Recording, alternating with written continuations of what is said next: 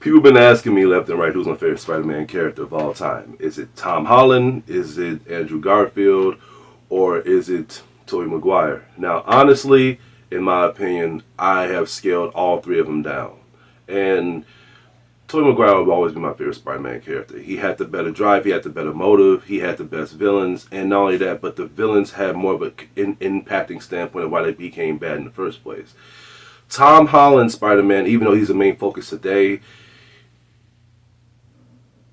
I did not believe his drive. I did not believe, like, the motivation. And I do believe his character. He has that wittiness, and he has that, the humorous intentions of him being Spider-Man and being Peter Parker, which is what makes him shine. But when it comes to the connectivity of the villain's motives and standards, it didn't really pull me in to make him be a more bolder and for him to be a more mature Spider-Man character, as we saw in the comic books and as we saw in the cartoons. But seeing this one, let's just say they did more than just fixed it. Now, for those who haven't seen the previous Spider-Man films, like the Tobey Maguire films, Andrew Garfield films, and the two Tom Holland films, Homecoming and Far From Home, up until now, there's going to be like spoilers to talk about this one. I'm not going to be spoiling No Way Home. I'm just going to be talking about the emphasis of the connectivity of the film and what we have seen in the trailer so it can connect to the review that I am going to talk about, because I've just seen No Way Home through an early press release. So this is a warning for those who have not seen those and just have not seen the trailer to this one to turn away now. You seen it?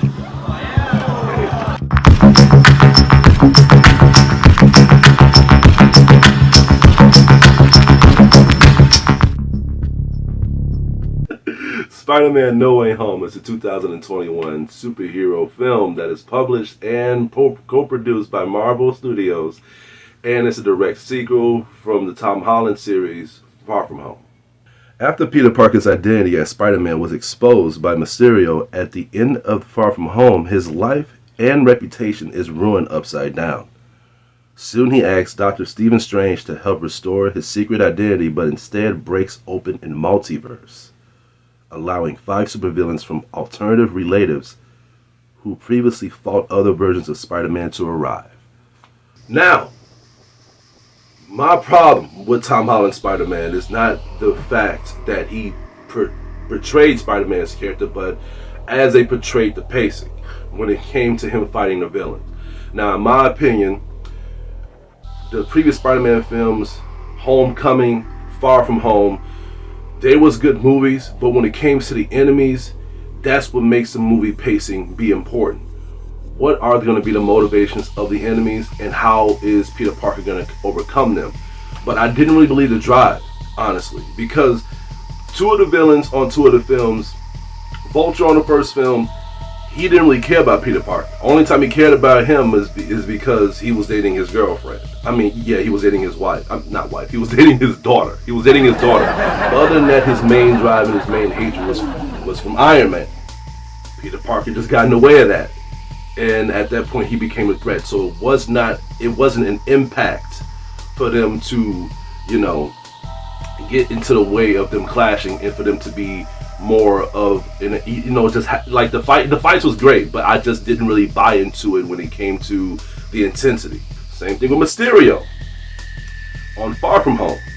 His hatred from Iron Man again.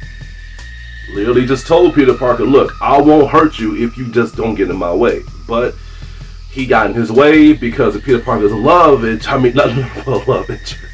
Peter Parker's love for Iron Man in the first place. So look, Tom Holland's villains was lackluster. Even though I love Mysterio and I love Vulture with a passion, I like those are one of the main villains that I love, because I love villains that have an intellect drive of just intelligence. But this one, they have done him great. They have built his character up to the point where it was successful, and not only that, but the drive of him was not just good on Spider-Man's standpoint, but on Peter Parker's standpoint. The movie does not drag at all. There's not a fucking dull moment in this film.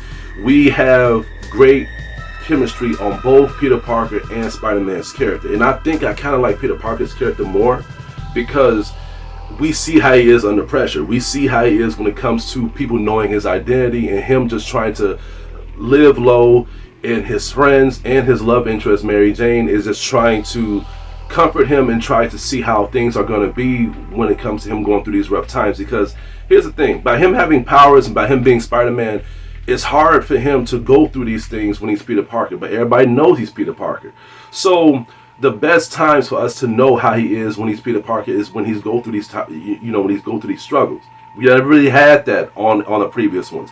So I thought that was perfect. I thought that was necessary, and I thought that it was great when it came to the pacing.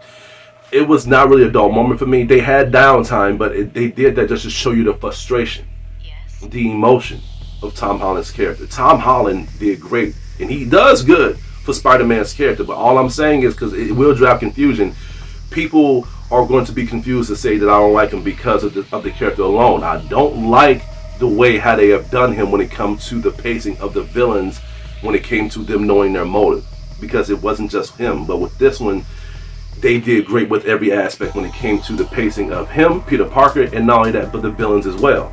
The reason why I'm saying the villains is because you have, they show in the fucking trailer, they have Doc Ock, they have, they have Electro, William Dafoe as the Green Goblin. They all did well. Now, don't get it twisted. They did not come here with the same motivations as we've seen in the other films that they represent on. No, their motivations and their drive and their story of why they're there is different. So it's not Iron Man either.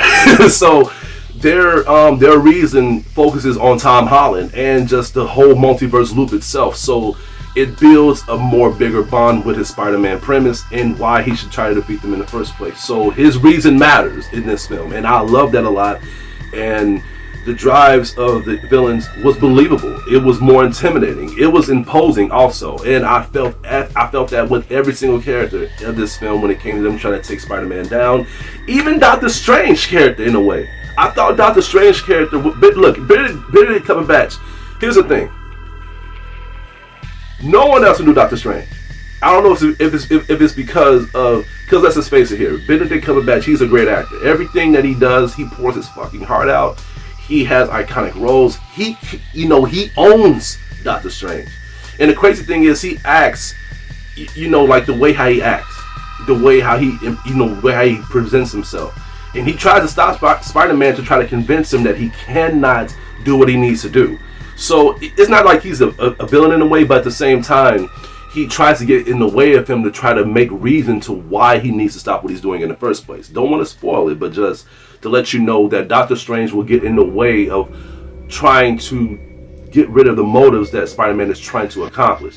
Now, and it's even in the fucking trailer, but now, Benedict Cumberbatch, he owns the character. I love this character, and there were times where I would kind of want him to stop because his reasons make sense, but at the same time, the movie would be over if that was the case. Benedict Cumberbatch kind of made me like Doctor Strange a lot, to the point where he might be my favorite character of all time. So, the acting is great. The action is great. The jokes did good. The jokes did good. Almost every joke hit for me except the jokes in the fucking trailer, because they showed it in the trailer, which I don't understand how people would still watch the trailer and then they will laugh when they hear it in the movies. And it's like, dude, like, you just heard that in the fucking movie.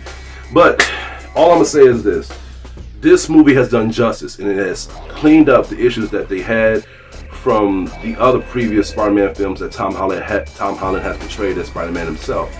So I love this film. I think that everybody that watches this film would know that this is the best one, not just because of the multiverse and the Spider-Mans that is in this film and the villains that we have seen, but just the performance of Tom Holland himself. He's more mature. But it's because of the pressure that he's been through. I love this film a lot. I think you guys would enjoy it, but does that mean this movie is perfect? No. Hero tropes, in my opinion. Obvious hero tropes. Is it enough for me to narrow the film down? No, because you know what to expect when you see films like this. But in my opinion, what makes me give this film like a, not a perfect rating is because of the trailers. most of the things that you see in the trailers, you're going to see in this film. In fact, most of the stuff that you see in the film, you're going to see in the trailer. So I don't mind them showing action. I don't mind them showing things that's going to put asses in the seat. But I feel like you need to minimize the length of how much you're going to show. I mean, they show so much shit in the trailers to the point where they shouldn't show it. And it kind of ruins the shock value of the movies. Like, imagine if they didn't show Green Goblin. Imagine if they can show Jamie Foxx, of course, but I believe they should show villains that we like but really don't really give a fuck about, to the point where it's necessary to show in the trailer. But when you show iconic characters in the trailer, it ruins that hype. Just imagine how they would how would we take it if they show William Dafoe in a movie without them showing in the trailer. Imagine if they show most of the fight scenes in the movie without showing them in the trailer. It would build up the tension. But as for me seeing No Way Home, as for me seeing William Dafoe's character, as for me seeing all these other people and stuff, I was happy, but I was not like hyped up. And thank God the audience was not clapping when they was able to see the stuff that we have seen in the trailer, because that'd be fucking stupid to me, in my opinion. So I feel like the trailer has narrowed down my level of just being on edge, like being like, oh my god, like my oh my god level was not there, in my opinion. But it's still a great film. It's still good. But I feel like, well, you know what? Well, I can't give it praise because of the ending credit scene, because Marvel is good with that. But I'll just say, like, look, if you haven't watched the trailers, I should have just tried not to spoil it. But anyway, yeah. Go ahead and check this movie out. You will not be sorry. It's a very good film. I'm going to have to give No Way Home an A-. Movie's not bad. Movie is great. One of the best, honestly, one of the best Spider-Man films I've seen. Actually, one of the best superhero films I've seen, period.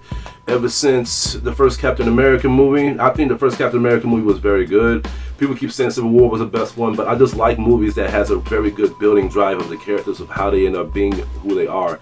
It makes it more strong, makes it more engaging. I think the originals is always great, but this is the first time I like the third act of a film more than anything else. That is rare, in my opinion. Well, that's all I have to say for today. Please stay tuned for more of my upcoming reviews and videos. Hit it your way. This is Hugo, your critic teacher, and you guys have a good day.